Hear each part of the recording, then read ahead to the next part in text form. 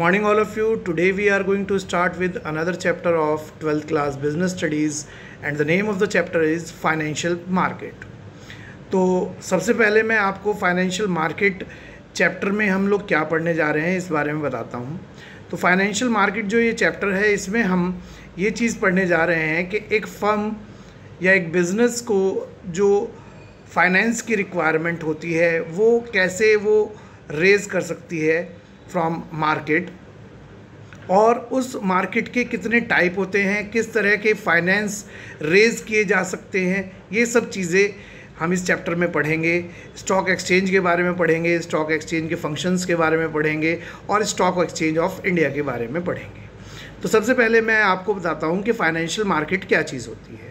तो जैसा कि इस चैप्टर के नाम से ही क्लियर है कि फाइनेंशियल मतलब मनी और मार्केट मतलब बाज़ार, यानी कि पैसे का बाज़ार, यानी कि एक ऐसी जगह जहाँ पर जिन लोगों के पास सेविंग्स हैं और वो अपना पैसा इन्वेस्ट करना चाहते हैं, और वो लोग जिन्हें पैसा चाहिए अपने व्यापार के लिए या अपने किसी और व्यापार की नीड को पूरा करने के लिए, उन लोगों के बीच में एक रिलेशन, एक कांटेक्ट बनाने वाला जो मार्केट होता है उसे फाइनेंशियल मार्केट कहा जाता है।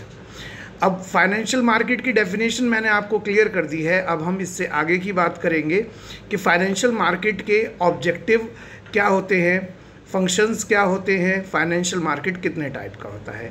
तो जैसा कि आप देख पा रहे हैं यहाँ पर सबसे पहले फाइनेंशियल मार्केट के टाइप दिखाई दे रहे हैं। तो टाइप्स को मैं बाद में डिफ़ाइन करूँगा, पहले मैं डिफ़ाइन कर देता हूँ फंक्शंस ऑफ फाइनेंशियल मार्केट। तो उन्होंने बताया है mobilisation of savings and channelising them into a most productive uses, यानी कि जिन लोगों के पास सेविंग्स हैं वो उन सेविंग्स का यूज़ करते हैं, उन्हें मोबिलाइज़ करते हैं सबसे प्रोडक्टिव वे में, जिससे कि जो इन्वेस्टर्स हैं जिनके पास सेविंग्स हैं वो उन्हें इन्वेस्ट कर सके और अपने इन्वेस्टमेंट पे अच्छे से अच्छा रिटर्न जो है उन्हें मिल सके। फिर उन्होंने बताया फैसिलिटेटिंग प्राइस डिस्कवरी, उनके इन्वेस्टमेंट पे, उनकी सेविंग्स पे उन्हें सबसे अच्छे रिटर्न क्या मिल सकते हैं, क्या उसका प्राइस हो, ये चीज़ डिस्कवर करना, ये भी जो है फाइनेंशियल मार्केट का ही काम है। सिक्योरिटीज़ को लिक्विडिटी प्रोवाइड कराना, इन्वेस्टमेंट को लिक्विडिटी प्रोवाइड कराना, ये भी फाइनेंशियल मार्केट का ही एक फंक्शन है। अब ये लिक्विडिटी क्या चीज़ होती है?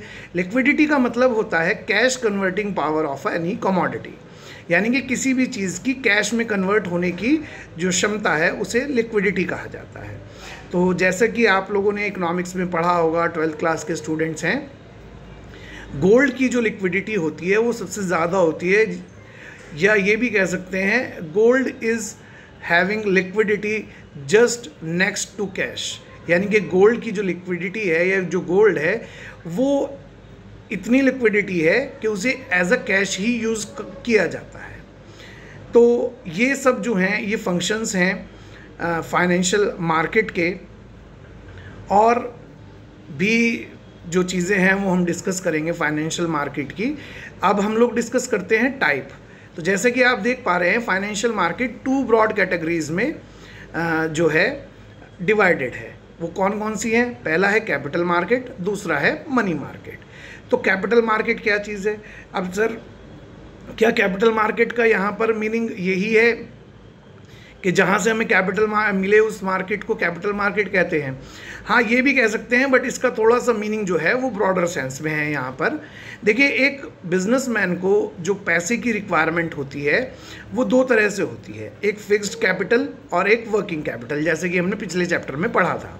तो यहाँ पर ये जो कैपिटल मार्केट है ये फिक्स्ड कैपिटल रिक्वायरमेंट को पूरी करता है एक ऑर्गेनाइजेशन की, और अगर एक ऑर्गेनाइजेशन को लॉन्ग टर्म के लिए यानी कि ऑब्वियस सी बात है कि उसे फिक्स्ड कैपिटल में ही पैसा इन्वेस्ट करने के लिए पैसा चाहिए, तो उसे प्रेफर करना होता है कैपिटल मार्केट, क्योंकि कैपिटल मार्केट जो है वो लॉन्ग टर्म फंड्स प्रोवाइड कराता है और बड़ी अमाउंट यानी कि लार्जर अमाउंट जो है वो कैपिटल मार्केट से रेज की जा सकती है। तो ये है कैपिटल मार्केट।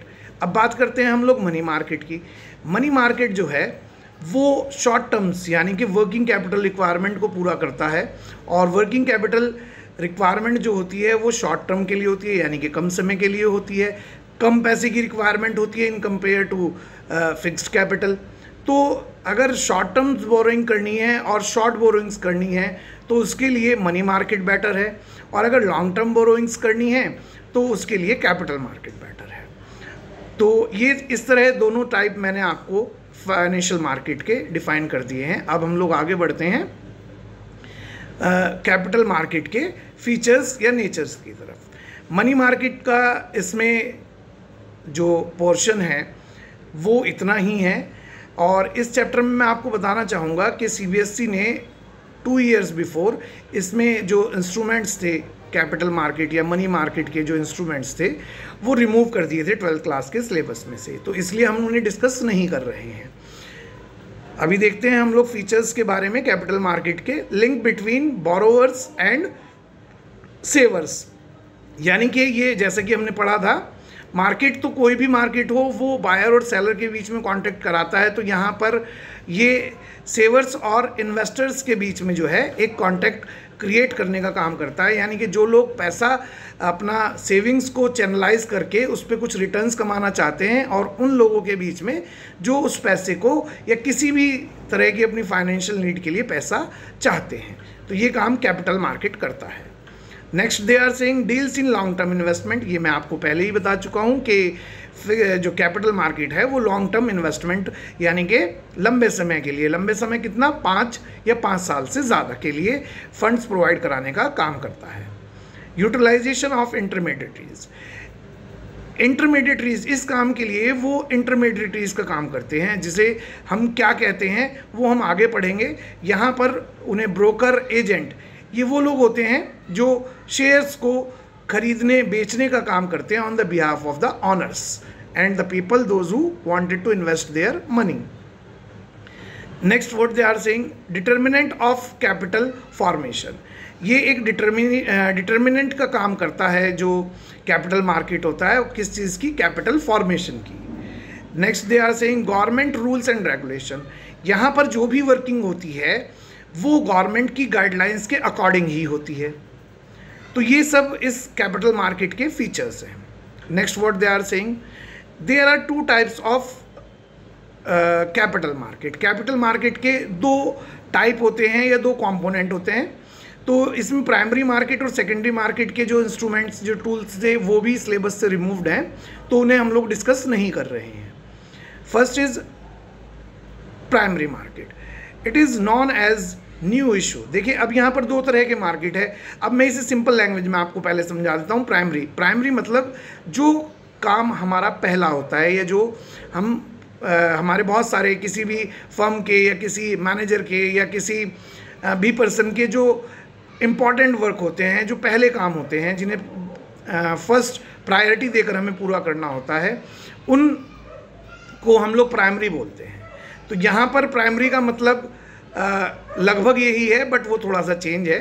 वो क्या है मैं बता देता हूँ। प्राइमरी मार्केट एक वो मार्केट है जहाँ पर जो आपको पैसा या जो भी लोग फंड्स रेज करना चाहते हैं वो फर्स्ट हैंड सिक्योरिटीज़, यानी कि जो सिक्योरिटीज़ न्यू इशू हुई हैं, जिन्हें फर्म्स ने डायरेक्टली जो है शेयर होल्डर्स को ही बेचना है या जो बोरोवर्स हैं उन्हें ही बेचना है, उन्हें इशू की गई हैं, वही सिक्योरिटीज़ यहाँ पर मिलती हैं जो फर्स्ट टाइम इशू की जाती है। तो ये होता है प्राइमरी मार्केट। अब बात करते हैं सेकेंडरी मार्केट की। सेकेंडरी मार्केट नाम से ही पता चल रहा है, यानी कि वो फंक्शंस या वो काम जो हमारा सेकेंडरी है, जिसे हम लोग बाद में भी कर सकते हैं। बट यहाँ पर फिर से इसका मतलब सेकेंडरी का मतलब सेकंड प्रायोरिटी पर किए जाने वाले कामों से नहीं है।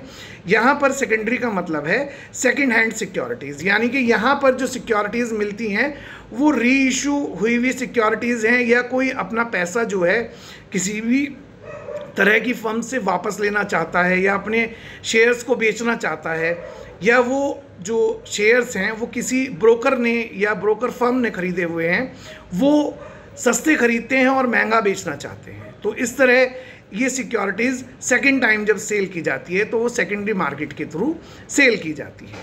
ठीक है, तो ये होता है सेकेंडरी मार्केट और ये होता है प्राइमरी मार्केट। अब यहाँ पर स्टॉक एक्सचेंज की बात करते हैं। तो स्टॉक एक्सचेंज क्या है? स्टॉक एक्सचेंज हम सब लोग जानते हैं कि स्टॉक एक्सचेंज एक ऐसी प्लेस है, एक ऐसा मार्केट है जहां पर सिक्योरिटीज़ को खरीदा और बेचा जाता है। तो ये क्या कह रहे हैं? The security contract act 1956 defined stock exchange is an associate organisation और बॉडी, यानी कि जो स्टॉक एक्सचेंज है एक ऐसी एसोसिएट, ऐसी इनकॉर्पोरेटेड लीगल एंटिटी रखने वाली बॉडी है जिसका काम है क्या करना?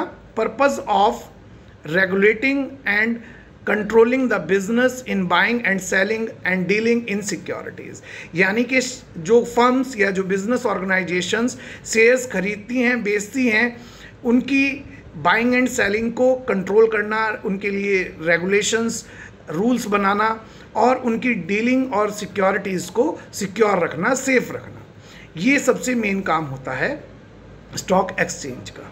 ठीक है, अब हम लोग बात करेंगे इससे नेक्स्ट टॉपिक में, जो कि है फंक्शंस ऑफ स्टॉक एक्सचेंज।